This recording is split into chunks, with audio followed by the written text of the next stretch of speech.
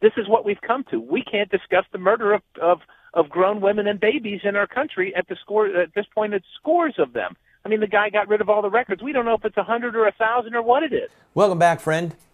One of the major cable news networks recently reported on a deer that had jumped over a fence in a zoo, jumped over a fence into the panthers area, or jaguars, some cat of prey.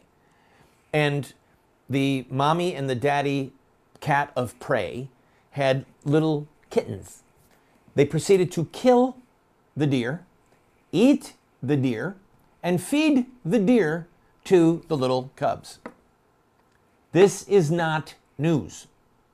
All right? It might have been breaking news on day 2 or day 3 after people got out of the Garden of Eden. Okay? When, oh my goodness, the animals are now fighting and quarreling. They're going to eat each other. Some of them are in danger. All right, that was news then. Not news now. And so what we have with the news media is the breakdown of discernment about what is important, what is actually newsworthy. One of the things that happened in 2013, one of the most horrific evils that happened, was that the House of Horrors of Kermit Gosnell was discovered by authorities. The baby killer, the abortionist from Philadelphia, Pennsylvania, who killed young mothers because of his shoddy medical practices. But more germane to this point is that he literally butchered tens of thousands of babies. And if you have small children in the room right now, I suggest you have them leave, because one of the breaking parts of this story is that major news networks, including the network that carries this program, began to show to the American public the victims of child killing. Kermit Gosnell would literally bring a child out alive, a totally viable baby, and stab the child in the back of the neck. Some of the babies he would cut off a limb and save it, almost like some ghoulish trophy. Without going any further into the more horrific details of some of the things that he did and the murders that he committed, he provided an opportunity for the mainstream media to get its head out of its sand pit and to face the fact and to show the fact to millions of Americans.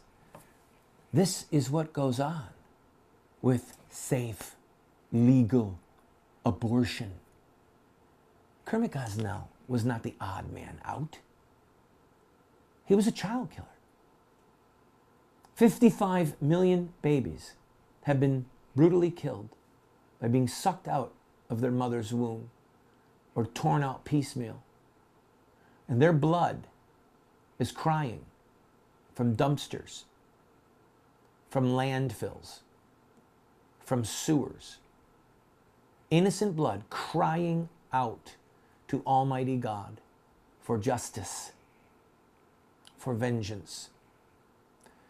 And I don't know what is going to happen to this beloved land of ours, but I know that a dreadful reckoning must come, because blood talks to God, and God hears it. The cry of your brother's blood is coming to me. Now, what Gosnell provided was a mandate that the secular media cover as a news item what it has been hiding since 1973 with Roe versus Wade. Picture every single major atrocity that has happened in the world over the last 20, 30, 40 years. And what do you see? You see that the press shows images of the victims.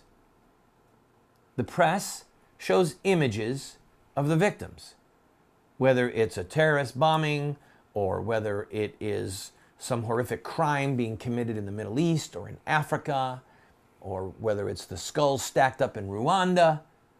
The press shows these images, and they feel, and I would concur, that they have a duty to show these images. Well, the story that has been ignored, willfully ignored, is the millions of babies whose lives have been snuffed out by men like Kermit Gosnell. And Gosnell provided the opportunity for people to be brought face to face with this horrific reality for the first time. I'm going to take a break, but remember, lift up your voice for these babies. Do to others what you would have them do to you.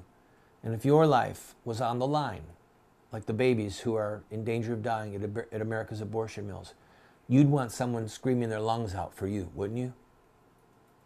Do the same thing.